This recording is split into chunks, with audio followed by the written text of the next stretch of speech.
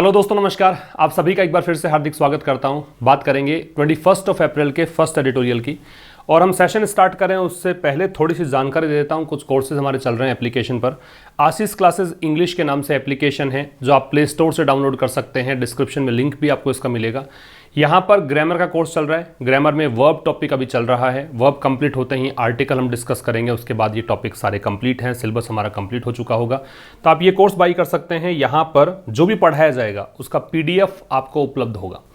ये एप्लीकेशन है, इस तरह से स्क्रीनशॉट्स आपको मिलेंगे यहाँ पे। और ये वाला जो कोर्स है जो आज से हम स्टार्ट कर रहे हैं, इस कोर्स में खास ये रहता है कि 2 एडिटोरियल्स मिलते हैं। अब कई स्टूडेंट्स पूछते हैं कि सर यूट्यूब पर मिलता है शाम को 5 बजे, तो इसमें और इसमें क्या डिफरेंस है? डिफरेंस है कि दोनों एडिटोरियल्स का पीडीएफ मिलेगा। यूट्यूब पर पीडीएफ इसका अवेलेबल नहीं होता है, और सेकंड जो एडिटोरियल है वो बोर्ड पर नहीं होता। पहले बता दूं आपको, कल को अगर आप ये एक्सपेक्ट करके बाई करें इस कोर्स को कि बोर्ड पर ही मिलेगा, तो ऐसा नहीं। काफ़ी सारे बच्चे उस फेवर में रहते हैं कि बोर्ड पर ना पढ़ाई हो, सीधा हमें स्क्रीन पर ही नजर आए, तो उनके लिए वो एडिटोरियल उस तरीके से मिलता है। यहाँ पे ये एडिटोरियल जो शाम को 5 बजे मिलता है उसको अर्ली एक्सेस कर सकते हो आप। सुबह जल्दी मिल जाता है, लगभग 10, 11, 12 बजे के करीब मिल जाता है आपको ये एप्लीकेशन पर, ठीक है।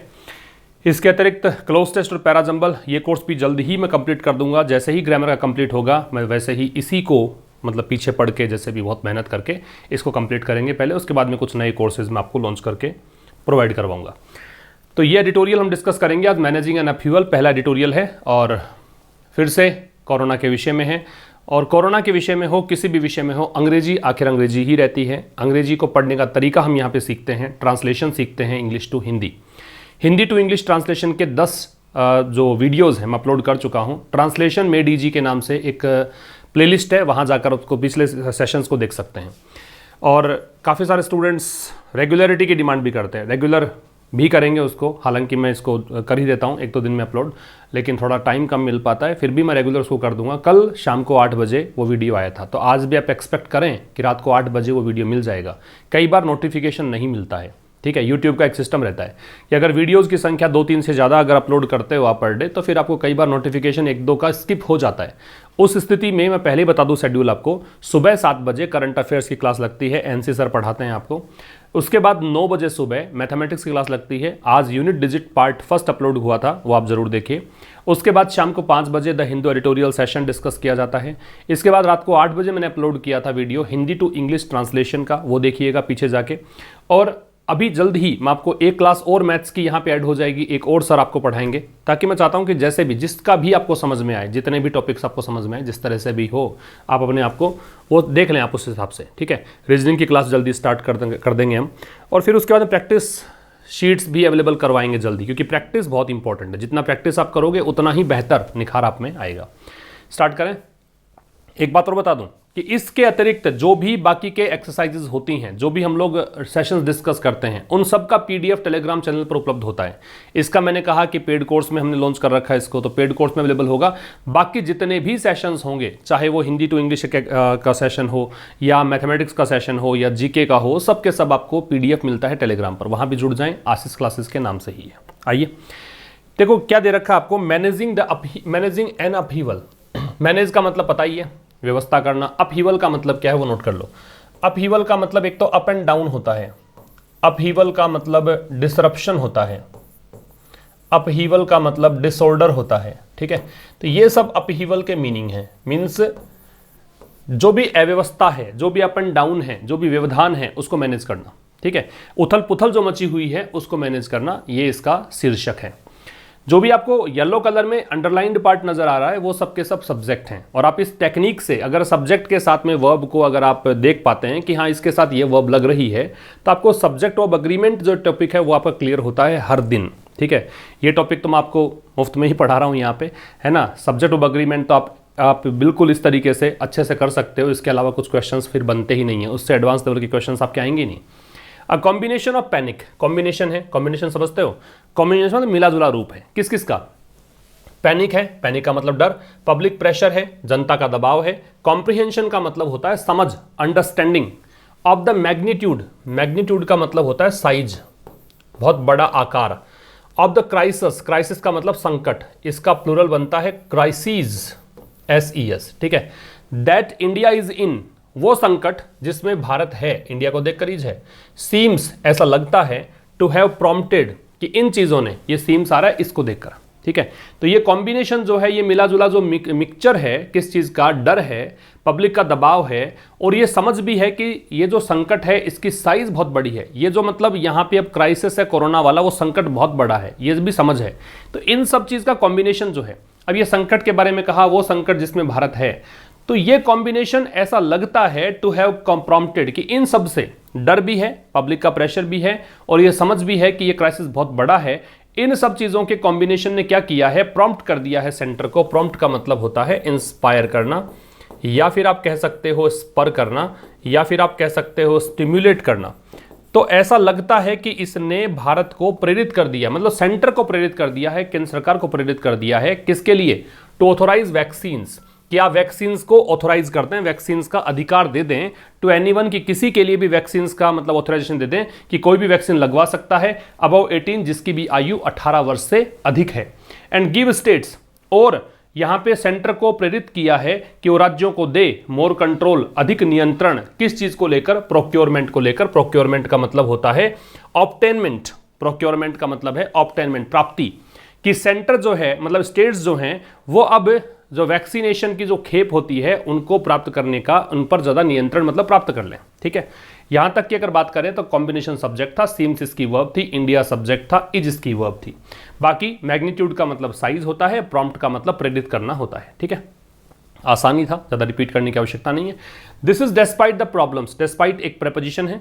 डेस्पाइट प्रेपोजिशन इसलिए याद रखें कि डेस्पाइट के साथ में ऑफ नहीं लगता है। जनरली आपको एग्जाम में जो क्वेश्चंस मिलते हैं उसमें ऑफ दे के प्रश्न मिलेगा, डेस्पाइट में ऑफ नहीं लगेगा, ध्यान रखिएगा, ठीक है। तो दिस इज, ये जो चीज़ है वो इस चीज़ के बावजूद है, the problems in scaling up. Scale up का मतलब होता है इंक्रीज करना, स्केल अप का मतलब एक्सपेंड करना, इंक्रीज करना, ये सब मतलब होते हैं।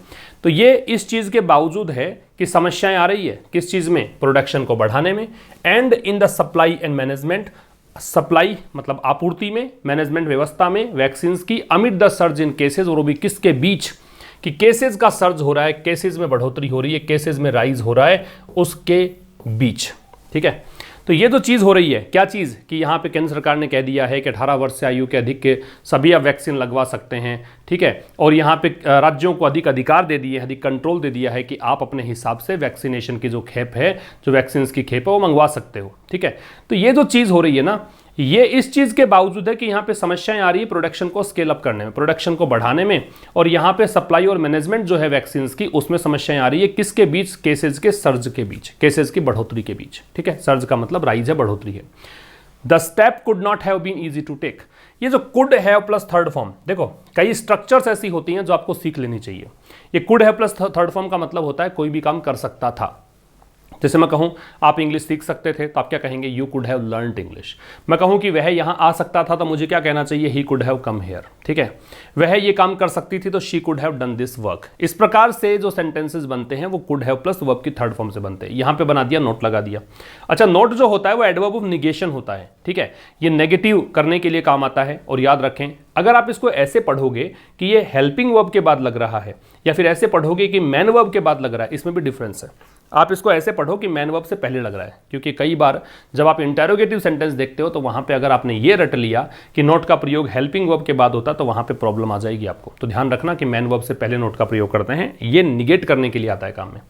तो the step could not have been easy to take, तो जो स्टेप है, ये जो कदम लिया है सरकार ने, ये आसान नहीं हो सकता था, इजी मतलब आसान नहीं, टू टेक लेने के लिए, ठीक है। ये कदम जो है वो आसान नहीं हो सकता था लेने के लिए, कदम जो उठाया सरकार ने इतना आसान नहीं हो सकता था, ठीक है।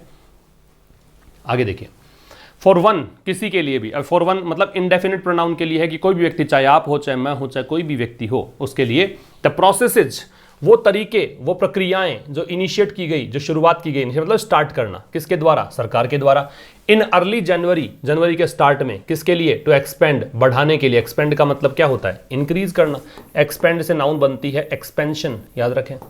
बढ़ाने के लिए क्या, इंडियाज मैन्युफैक्चरिंग कैपेसिटी, भारत की जो निर्माण क्षमता है, भारत की जो मैन्युफैक्चरिंग कैपेसिटी है, वो वर, अब ये वर आ रहा है इसको देखकर, ये जो प्रोसेसेस थे वर अंडर द अजम्पशन। अजम्पशन का मतलब क्या होता है, अजम्पशन का मतलब होता है गैस, अजम्पशन का मतलब होता है सपोजिशन, कि आपने ये मान लिया, ये अनुमान लगा लिया, इसको बोलते हैं क्या, अजम्पशन।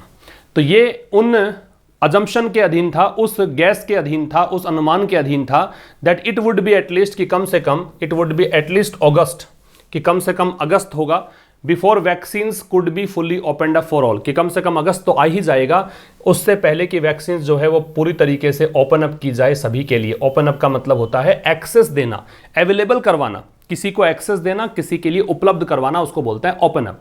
चूंकि ये बी के साथ थर्ड फॉर्म आ रही है तो पैसिव मान लिया जाए, और फुल्ली यहां पे आ रहा है ओपन अप से पहले, तो वर्ब की विशेषता बताने वाला शब्द एडवर्ब मान लिया जाए, तो फुल्ली यहां पे क्या हो गया, एडवर्ब हो गया। यहां तक की बात बताऊं तो किसी के लिए भी, मतलब कोई भी व्यक्ति हो, उसके लिए जो प्रक्रियाएं शुरुआत की गई थी सरकार के द्वारा जनवरी के स्टार्ट में, प्रक्रिया किसके लिए, भारत की निर्माण क्षमता, निर्माण किसका करना था, वैक्सीन का, वैक्सीन को मैन्युफैक्चर करना था, ये क्षमता बढ़ाने के लिए जो भी यहाँ पे सरकार ने जो भी इनिशिएट किया था, तो ये प्रोसेस जो थे वो उस गैस के अंदर थे। मतलब इस समय ये अनुमान लगाया गया था कि भाई कम से कम अगस्त तो होगा, कि अगस्त तक यहाँ पे हो सकता है कि सभी के लिए वैक्सीन स्टार्ट कर दी जाएगी, अगस्त से पहले तो ये नहीं आएगा। अभी देखो अप्रैल में ही करना पड़ गया।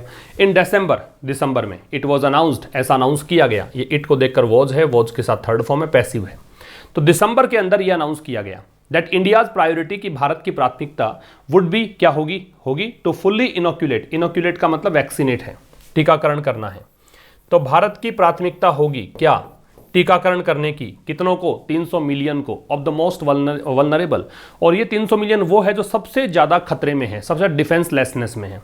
वल्नरेबल का मतलब होता है कमजोर, वीक है, जो डिफेंसलेसनेस की स्थिति से गुजर रहे हैं, ये डिफेंड नहीं कर सकते अपने आप को, इनका जो क्या कह सकते हो इम्यून सिस्टम है वो बीमारी से डिफेंड नहीं कर पाएगा। ठीक है, फिर समझना। तो कह रहा है कि भी किसी के लिए भी जो प्रोसेसेस यहां पे स्टार्ट किए गए थे सरकार के द्वारा जनवरी के स्टार्ट में, मैन्युफैक्चरिंग को बढ़ाने, मैन्युफैक्चरिंग क्षमता को बढ़ाने के लिए, वो जो प्रोसेसेस थे वो उस अजम्पशन के तहत थे, वो अनुमान था कि भी अगस्त में तक सभी को, मतलब यहाँ पे सभी के लिए वैक्सीन ओपन अप कर दी जाएगी, सभी के लिए अवेलेबल करवा दी जाएगी। दिसंबर में ये अनाउंस किया गया कि भारत की जो प्रायोरिटी है वो ये होगी कि पूरी तरीके से टीकाकरण करवा दिया जाए 300 मिलियन उन लोगों का जो सबसे ज्यादा कमजोर हैं, सबसे ज्यादा डिफेंसलेसनेस की स्थिति से गुजर रहे हैं। ठीक है, इट को देखकर वॉज है, इंडियाज प्रायोरिटी ये सब्जेक्ट है, तो इसको देखकर वुड भी है, वुड हेल्पिंग वर्ब है, ये बी मैन वर्ब है। गिवन दैट मतलब कंसीडरिंग दैट, ये यहां पे क्या है, प्रपोजिशन है, और गिवन जब प्रपोजिशन होता है तो इसका मतलब होता है कंसीडरिंग। तो ये देखते हुए दैट अबाउट 127 मिलियन डोजेज, क्या देखते हुए कि लगभग 127 मिलियन डोजेज जो हैं हैव बीन एडमिनिस्टर। जब आप दवाई के लिए, ड्रग के लिए, वैक्सीन के लिए एडमिनिस्टर शब्द का प्रयोग करते हो तो इसका मतलब होता है गिव या प्रोवाइड। ये काफी बार हम लोग देख चुके हैं पिछले सेशंस में भी। तो गिवन दैट ये देखते हुए कि लगभग 127 मिलियन डोजेज जो हैं उनको एडमिनिस्टर कर दिया गया है। पैसिव हो गया किसका, प्रेजेंट परफेक्ट का, क्योंकि हैव के साथ बीन प्लस वर्ब की थर्ड फॉर्म आ रही है, तो ये पैसिव वॉइस है प्रेजेंट परफेक्ट का। तो ये देखते हुए कि लगभग 127 मिलियन डोजेज जो हैं उसको एडमिनिस्टर कर दिया गया है। इंक्लूडिंग एक प्रेपोजिशन होता है, अ सेक्शन ऑफ दोज, इसमें वो वर्ग भी शामिल है अबव 45 जो 45 वर्ष से अधिक आयु का है, विदाउट अंडरलाइंग हेल्थ कंडीशंस, और वो 45 वर्ष का ये सेक्शन है जिसमें कोई हेल्थ कंडीशन नहीं है। अंडरलाइंग का मतलब होता है निहित, हिडन, जिसमें कोई बीमारियां नहीं है जिनको, उनकी बात कर रहा है। तो ये देखते हुए कि 127 मिलियन डोजेज जो हैं वो दे दी गई हैं, इसमें उनको भी दी गई है, ये जो वैक्सीनेशन उनका भी किया गया है जिनकी आयु 45 वर्ष से अधिक है। ठीक है, और ये वो लोग हैं जिनको कोई हेल्थ कंडीशंस नहीं है, मतलब कोई साथ में कोई कोमॉर्बिडिटी नहीं है।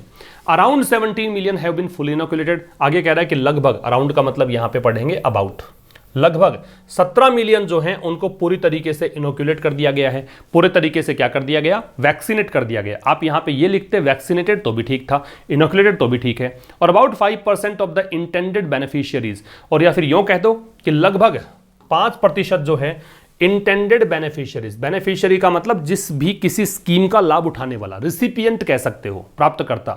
इंटेंडेड जिसके लिए आपने इंटेंशन रखा था कि इनको वैक्सीन लगवानी है, इनको वैक्सीनेट करना है, उनकी बात कर रहा है। ठीक है, तो लगभग 17 मिलियन जो लोग हैं उनको पूरी तरीके से इनोक्यूलेट कर दिया गया, या फिर कहें कि 5% जो है इंटेंडेड बेनिफिशियरीज हैं। ये 17 मिलियन को ही थोड़ा डिस्क्राइब कर रहा है हाइफन लगा के कि इसको 5%, प्रतिशत में देखें तो 5% लोगों को इनोक्यूलेट कर दिया गया।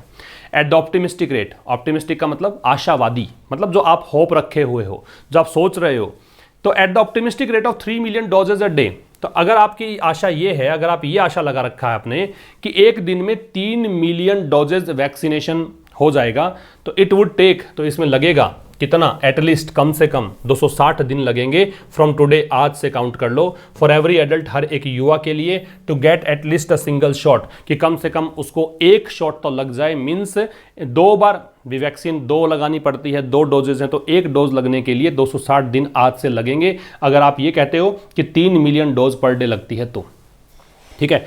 तो at the optimistic rate of 3 million doses a day, तो अगर आप ये आशा रख रखे हैं अपने, अगर ये आपकी ऑप्टिमिस्टिक रेट है कि 3 मिलियन डोजेज हैं एक दिन में लगनी है, तो फिर आपको कम से कम 260 दिन लगने वाले हैं आज से हर एक एडल्ट को, कि वो कम से कम 1 शॉट तो प्राप्त कर ले, सिंगल शॉट प्राप्त कर ले, ठीक है, इतना समय लगेगा। तो यहाँ पे अगर देखें तो ये सब्जेक्ट था, ये हैव बीन एडमिनिस्टर्ड इसकी वर्ब है, और फिर अराउंड 17 मिलियन सब्जेक्ट है, हैव बीन इनोकुलेटेड वर्ब है, फिर इट सब्जेक्ट है, वुड टेक इसकी वर्ब है, ठीक है। नेक्स्ट, 8 months अगो, 8 महीने पहले, ठीक है, India had begun third form है, बिगेन, GAN,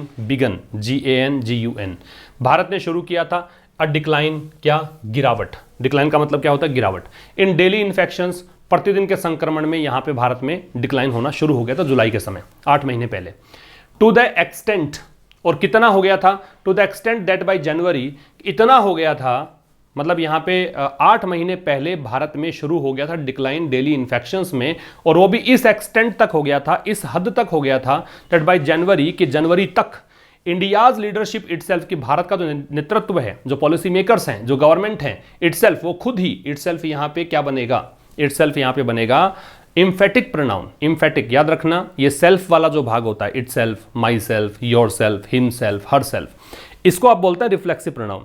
लेकिन रिफ्लेक्सिव तब बोलते हैं जब ये वर्ब के बाद लगता है, अगर ये सब्जेक्ट के बाद में लग जाता है तो ये इम्फेटिक है, ये जोड़ देने के लिए आता है, एम्फेसिस डालने के लिए आता है। तो 8 महीने पहले भारत में शुरू हो गया था डिक्लाइन इसका, डेली इन्फेक्शंस का, और वो उस एक्सटेंट तक, एक्सटेंट का मतलब लेवल है, उस लेवल तक हो गया था कि जनवरी तक इंडिया का जो लीडरशिप है वो खुद he going by its own policy actions, go by का मतलब होता है किसी के अकॉर्डिंग चलना, इट्स अपनी खुद की, ये लीडरशिप के लिए इट्स आ रहा है, ओन खुद की, ये इम्फेटिक एडजेक्टिव है, पॉलिसी एक्शंस मतलब नीति, जो भी नीति संबंधी आपने एक्शंस ले रखे हैं, पॉलिसी एक्शंस ले रखे हैं, उसके अकॉर्डिंग चलते हुए, बिलीव्ड, इसने विश्वास किया खुद ने, that A devastating second wave, devastating का मतलब होता है डिस्ट्रक्टिव, विनाशकारी, रुइनस, डिस्ट्रक्टिव, कि ये जो विनाशकारी दूसरी लहर है वॉज अनलाइकली, वो तो संभव है ही नहीं, ऐसा लग रहा था हम सबको कि ठीक अब तो कोरोना गया, अब दोबारा कभी नहीं लौट के आएगा। तो 8 महीने पहले भारत में डेली इन्फेक्शंस जो हैं वो यहाँ पे गिरावट आनी शुरू हो गई थी, और उस स्तर तक आनी शुरू हो गई थी जनवरी तक, तो भारत का नेतृत्व है वो खुद ही अपनी पॉलिसी एक्शंस के अकॉर्डिंग चलते हुए, ठीक है, इसने खुद ने विश्वास कर लिया था कि विनाशकारी दूसरी लहर जो है वो तो आनी संभव है ही नहीं, अब तो दूसरी लहर इसके आएगी नहीं। There is no other explanation, अब ये नो अदर एक्सप्लेनेशन ये सब्जेक्ट है, इसकी वर्ब इज है, देयर से स्टार्ट हो रहा है, देयर से स्टार्ट हो तो इन्वर्जन लगता है, पता है आपको, इन्वर्जन का मतलब वर्ब है वो सब्जेक्ट से पहले आती है, ये भी पता होगा, तो देयर से स्टार्ट हुआ, इज है वो इसको देख कर आ रही है। एक बात और याद रखना, एक्सप्लेनेशन की स्पेलिंग बहुत महत्वपूर्ण है, एक्सप्लेन की स्पेलिंग होती है EXPLAIN, जबकि एक्सप्लेनेशन अगर आप लिखते हो तो एक्सप्लेनेशन में आई नहीं आता है, ठीक है, इसलिए इंपॉर्टेंट है ये। तो कह रहा है कि कोई इस चीज़ की व्याख्या नहीं है, कुछ समझाइश नहीं है ना, आप कुछ एक्सप्लेनेशन दे ही नहीं सकते कि वाई इंडिया, कि भारत ने क्यों। अगर मैं बीच वाला काट दूं इसको तो यहां सीधा जोड़ दो, डिड नॉट टाई अप, कि भारत ने क्यों नहीं टाई अप किया। टाई अप समझते हो, टाई अप मतलब आपने कोई कॉन्ट्रैक्ट क्यों नहीं किया, आपने क्यों मतलब कंपनीज के साथ में कोई अग्रीमेंट, अनुबंध किया, ऑर्डर्स के लिए, to inoculate most of its adults, inoculate vaccinate करना, मोस्ट अधिकांश अपने जो भारत के युवा हैं, एडल्ट्स हैं, उनको इनोक्यूलेट करने के लिए भारत ने टाई अप क्यों नहीं किया विद इन दिस ईयर, इसी साल के भीतर भीतर, विद इन का मतलब है जो भी आपको एक लिमिट दे रखी है उसी के अंदर अंदर, ठीक है। तो कह रहा है इस बात का कोई एक्सप्लेनेशन नहीं है कि भारत ने क्यों नहीं टाई अप किया ऑर्डर्स के लिए, कि वैक्सीन का ऑर्डर क्यों नहीं दिया, कि भी भारत क्यों नहीं भारत ने चाहा कि उसी साल के अंदर भारत के सभी युवाओं का टीकाकरण करवा दिया जाए। और बीच में क्या दे रखा था, following the example of the US and the UK, US और यूके के एग्जाम्पल को फॉलो करते हुए, ये प्रेजेंट पार्टिसिपल कहलाएगा, क्योंकि बीच में जब आईएनजी लगता है ठीक है। और वो दो साइमल्टेनियस एक्शन को दर्शाता है। साइमल्टेनियस एक्शन एक तो भारत का टाई अप करना, दूसरा यहाँ पे फॉलो करते हुए करना, तो साइमल्टेनियस एक्शन है। और कोई भी काम करते हुए काट देता है, वैसे हिंदी अनुवाद करके देख लिया करो, अगर आप हिंदी अर्थ ये निकलता है कि कोई भी काम करते हुए तो वो प्रेजेंट पार्टिसिपल होता है, ठीक है। तो इस बात का कोई एक्सप्लेनेशन नहीं है कि भारत ने यूएस और यूके के एग्जाम्पल को फॉलो करते हुए, जैसे कि यूएस ने कर दिया था, ठीक है, यूके ने किया, लेकिन भारत ने नहीं किया। क्यों नहीं भारत ने किया? टाई अप क्यों नहीं किया ऑर्डर्स का? किस लिए? अपने एडल्ट्स को, अधिकांश एडल्ट्स को इसी साल के भीतर इनोक्यूलेट करवाने के लिए, ठीक है। अच्छा जी, एक बात यहां पे समझने की क्या है कि यूएस और यूके से पहले दया है, तो जिस भी देश के नाम के साथ यूनाइटेड शब्द जुड़ा रहता है उन सब में दय लगता है। US United states, UK United kingdom, दय लगा हुआ है, ठीक है। India also applied different standards, Bharat ने साथ ही में यहां पे डिफरेंट स्टैंडर्ड्स भी अप्लाई किए। इंडिया सब्जेक्ट है, अप्लाइड इसकी वर्ब है, ऑल्सो का प्रयोग मैन वर्ब से पहले है। ऑल्सो की पोजीशन समझें, या तो सेंटेंस के स्टार्ट में लग जाता है या फिर मैन वर्ब से पहले आ जाता है, ठीक है, याद रखना इसको। और अगर is am are was were हो, लिंकिंग वर्ब हो, मैन वर्ब नहीं हो सपोज, तो इज एम आर के बाद में आ जाएगा। तो भारत ने साथ ही में डिफरेंट स्टैंडर्ड्स भी लगाए, मतलब भारत ने अलग अलग तरीके से यहाँ पे व्यवहार किया है। स्टैंडर्ड अलग अलग कैसे? वेविंग क्रिटिकल ट्रायल्स, वेव का मतलब छूट देना है, रिलिंक्विश करना है, रिलिंक्विश करना, गिव अप करना, छूट देना। तो भारत ने एक तरफ छूट दे दी। क्रिटिकल ट्रायल्स, क्रिटिकल का मतलब इंपॉर्टेंट है, सिग्निफिकेंट है, महत्वपूर्ण है। ट्रायल्स का मतलब परीक्षण है। कोवैक्सीन, कोवैक्सीन एक वैक्सीन का नाम है, पता आपको, कोविशील्ड और कोवैक्सीन दो चल रही थी। कुछ दिनों पहले आपने देखा कि स्पुतनिक भी भारत में आ गई। तो अब ये कह रहा है कि भी भारत ने डिफरेंट स्टैंडर्ड लगाए। कैसे? एक तरफ तो भारत ने क्या किया कि कोवैक्सीन के ट्रायल्स ही नहीं करवाए, कि कोवैक्सीन के लिए सीधा ही मंजूरी दे दी। कोई मतलब इंपॉर्टेंट ट्रायल्स, परीक्षण होने चाहिए थे भारत की ज्योग्राफी के आधार पर, भारत के जो लोग हैं उन पर यहाँ परीक्षण करने चाहिए थे, वो इंपॉर्टेंट क्रिटिकल ट्रायल्स किए ही नहीं, छूट दे दी इसको। बट हैविंग स्ट्रिंजेंट रिक्वायरमेंट्स, बल्कि यहाँ पे दूसरी तरफ देखोगे ना तो भारत ने यहाँ पे सख्त मापदंड रखे। स्ट्रिंजेंट का मतलब होता है स्ट्रिक्ट। भारत ने बहुत ही सख्त क्या रखे? रिक्वायरमेंट्स रखे, आवश्यकताएं रखी। किसके लिए? फॉर फॉरेन कंपनीज, विदेशी कंपनियों के लिए। विदेशी कंपनियों के लिए तो बहुत मतलब यहाँ पे रिक्वायरमेंट कि हम लोग ये परीक्षण करेंगे, ये करेंगे, वो करेंगे, जबकि कोवैक्सीन के लिए कोई क्रिटिकल ट्रायल्स में छूट दे दी, रिलिंक्विश कर दिया, गिव अप कर दिया। समझ में आ रही है? तो डिफरेंट स्टैंडर्ड यहाँ पे इस तरह से अप्लाई किया। द सप्लाई लाइन्स आर दस इनएडिक्वेट, इनएडिक्वेट का मतलब है इनसफिशियंट, अपर्याप्त, नॉट इनफ, नॉट इनफ, अपर्याप्त।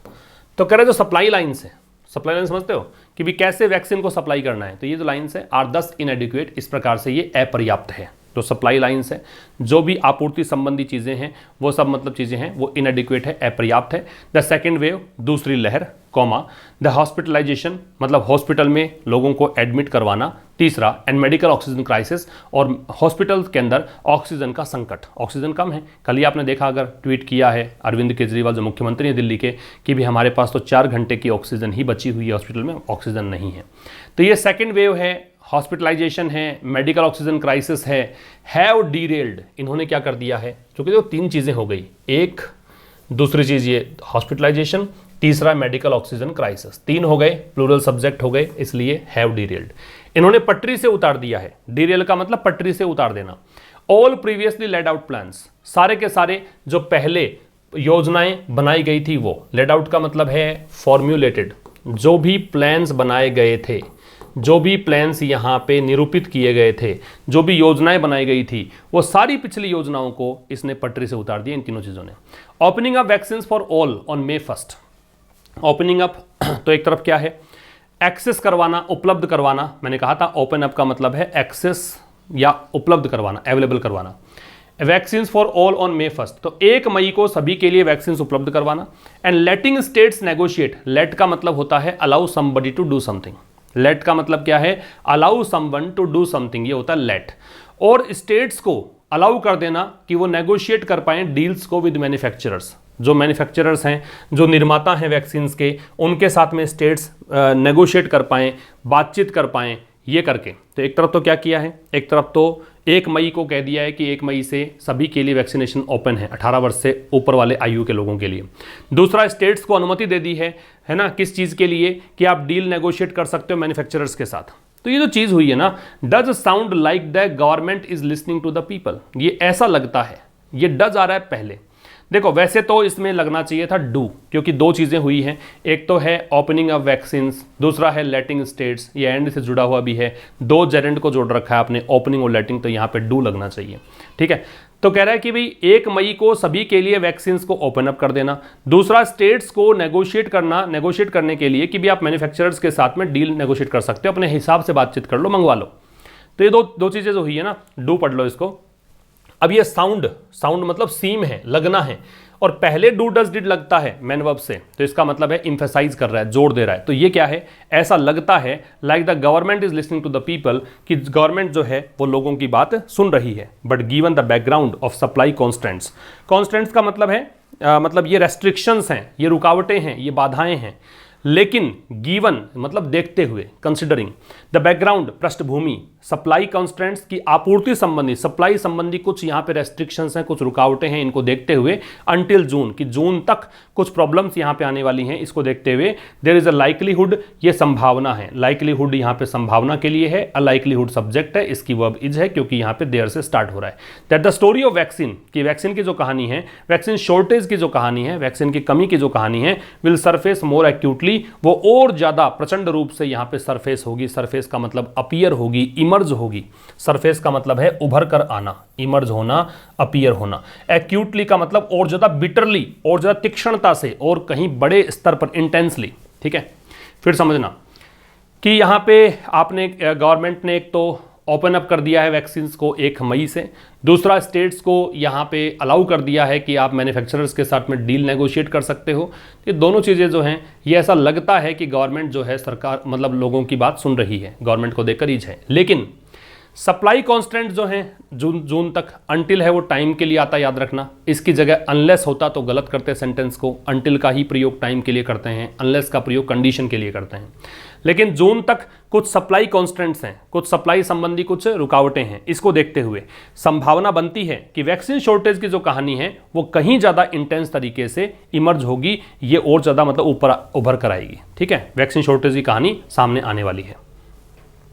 लीडिंग इंटरनेशनल वैक्सीनेटर्स, तो कह रहा है अग्रणी, लीडिंग का मतलब अग्रणी, एडजेक्टिव है, इंटरनेशनल अंतर्राष्ट्रीय, वैक्सीनेटर्स टीकाकरण करने वाली कंपनी, टीका बनाने वाली कंपनी। तो जो अग्रणी अंतर्राष्ट्रीय कंपनियां हैं, जैसे कि सच एज का प्रयोग उदाहरण देने के लिए करते हैं, जैसे कि फाइजर है एंड मॉडर्ना है, हैव सप्लाई कमिटमेंट्स, इनका सप्लाई संबंधी कुछ प्रतिबद्धताएं हैं, इन्होंने प्रॉमिस कर रखा है, कमिटमेंट कर रखे हैं, ऑलरेडी टाइड अप, ये पहले से ही टाई अप कर रखे हैं इन्होंने। ठीक है, इनके पास पहले से एडवांस में ऑर्डर आ रखे हैं कि किस देश को कितना खेप इनको भेजनी है। एंड इट इज अनक्लियर, और यह अस्पष्ट है, इट को देखकर ही है, if merely the policy move, merely का मतलब ओनली, यह स्पष्ट है क्या, कि केवल पॉलिसी मूव जो है, कोई नीति संबंधी जो कदम है, of liberalising vaccine supply, liberalising का मतलब ये स्ट्रिक्टनेस जो होती है ना, उसका अपोजिट है। आप किसी चीज को लेकर स्ट्रिक्ट हो, इसका मतलब आप रेगुलेट करते हो बड़े स्ट्रिक्ट तरीके से, लिबरलाइज करते हो मतलब नियमों में ढील दे रखी है आपने। तो कह रहा है कि भाई, और ये भी स्पष्ट है कि केवल पॉलिसी मूव जो है, कि आपने एक योजना चली है कि आप वैक्सीन सप्लाई के लिए लिबरलाइज कर रहे हो वैक्सीन सप्लाई को, will leave states in India, तो वो भारत में राज्यों को रखेंगी किस स्थिति में, with the finances and negotiating power, कि भाई भारत के जो राज्य हैं वो खुद सोचें, उनके फाइनेंसेज के हिसाब से, उनके वित्त के हिसाब से डिसीजन लें, और नेगोशिएटिंग पावर उनको यहाँ पे विचार विमर्श करने का, बातचीत करने की ताकत दे दी है, to procure enough stocks of vaccine, की वो एनफ स्टॉक्स ऑफ वैक्सीन मंगवा सकते हैं। प्रोक्योर का मतलब है ऑब्टेन करना या फिर गेट, प्राप्त करना। फिर समझना, कह रहा है कि भाई जो लीडिंग इंटरनेशनल वैक्सीनेटर्स हैं, जैसे कि सच का प्रयोग एग्जांपल देने के लिए करते हैं, फाइजर और मॉडर्ना है, ये दोनों कंपनियां हैं, इन्होंने, इनके सप्लाई कमिटमेंट्स हैं। ठीक है, इनके कुछ कमिटमेंट्स हैं ऑलरेडी टाइड अप, मतलब इनके जो कमिटमेंट्स हैं वो टाइड अप हैं, पहले से टाई अप हो चुका है इनका, काफ़ी सारे देश इनसे पहले ही ऑर्डर दे चुके हैं इनको। इसको देखते हुए, और यह अस्पष्ट है कि जो केवल पॉलिसी मूव है आपका, केवल योजना आपने जो चली है, योजना क्या है कि लिबरलाइजिंग वैक्सीन सप्लाई, कि आप अब वैक्सीन सप्लाई को इतना स्ट्रिक्ट रूप से नहीं ले रहे हैं, नियमों में ढील आपने दी है। इससे क्या होगा, will leave states in India, ये भारत में जो राज्य हैं उनको यहाँ पे एक तो वित्त पोषित कर देगा, दूसरा यहाँ पे नेगोशिएटिंग पावर दे देगा कि ठीक है तुम्हारे को पैसा भी दिया और नेगोशिएटिंग पावर भी दी कि अब आप चाहो उतने एनफ स्टॉक्स जो है वैक्सीन के मंगवा लो, प्रोक्योर कर लो। मोर ओवर, इससे भी कहीं अधिक, एडवर्ब है ये। गिवन दैट, ये देखते हुए कि, गिवन कंसिडरिंग को बोलते हैं। This is the hottest month in India, तो ये देखते हुए कि यह भारत में सबसे गर्म महीना है, सबसे ज़्यादा हॉटेस्ट मंथ है, मई की बात कर रहा है। Lockdowns are resurfacing in cities, resurface का मतलब फिर से इमर्ज होना, अपीयर होना। लॉकडाउन जो है वो शहरों में फिर से लग रहे हैं।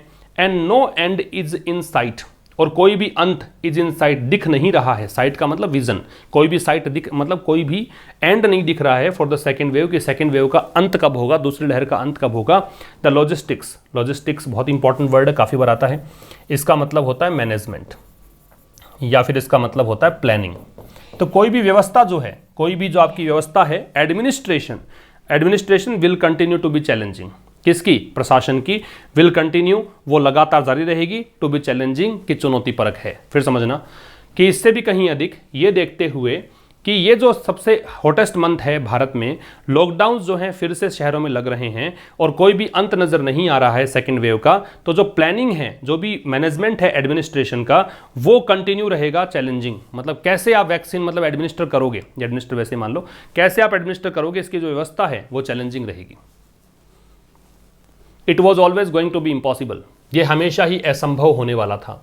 इट को देखकर वॉज है, यह था, ऑलवेज हमेशा, गोइंग टू बी मतलब होने वाला था, इम्पॉसिबल असंभव, टू रैपिडली इनोक्यूलेट, तेज गति से इनोक्यूलेट करना, अ नेशन, एक ऐसे राष्ट्र को, ऑफ ए बिलियन, जहां पे बिलियन की जनसंख्या है।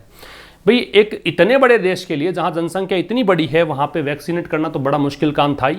बट कैओस एंड कन्फ्यूजन, लेकिन जो ये अव्यवस्था है, कैओस का मतलब डिसऑर्डर, लेकिन जो अव्यवस्था है, एंड कन्फ्यूजन, और जो भ्रम की स्थिति है, विच नाउ सीम इनएविटेबल, जो अब दिख रही है, इनएविटेबल, जो अब अपरिहार्य दिख रही है। इनएविटेबल का मतलब क्या है? अनअवॉइडेबल, अपरिहार्य, ठीक है।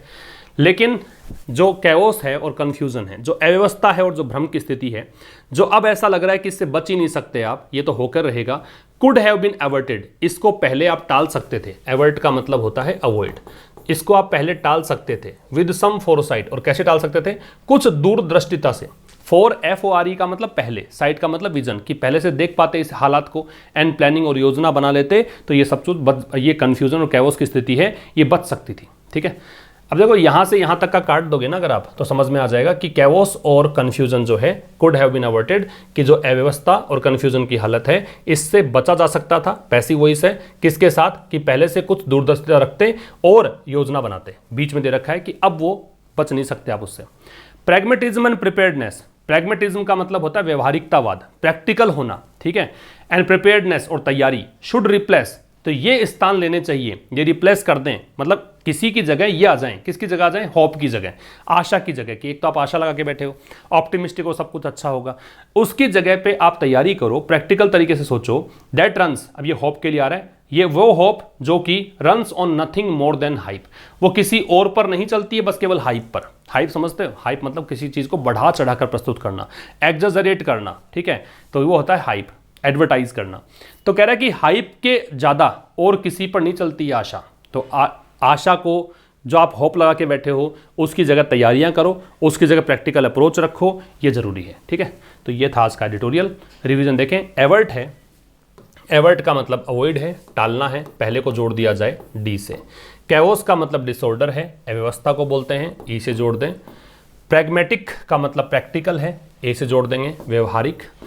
लॉजिस्टिक्स का मतलब मैनेजमेंट है, प्लानिंग है, व्यवस्था है, बी से जोड़ दें। और प्रोक्योर का मतलब ऑब्टेन है या गेट है, प्राप्त करना, सी से जोड़ दें। तो ये था दोस्तों आज का एडिटोरियल, और ये इस वीक का सेकंड एडिटोरियल था। मिलेंगे कल शाम 5 बजे इस सेशन के थ्रू, और इससे पहले कोई भी सेशन मुझे टाइम मिलेगा तो ज़रूर आपको प्रोवाइड करवाऊंगा, क्योंकि अभी मेरे पास भी टाइम है और आपके पास भी टाइम है। जमकर पढ़ें, खूब तैयारी करें, रिवीजन अच्छे से करें, और दोस्तों को चैनल पर जोड़ें, क्योंकि यहाँ पर बहुत कुछ खास आपको मिलने वाला है। Thank you for watching till the end. मिलते हैं कल। Thanks a lot.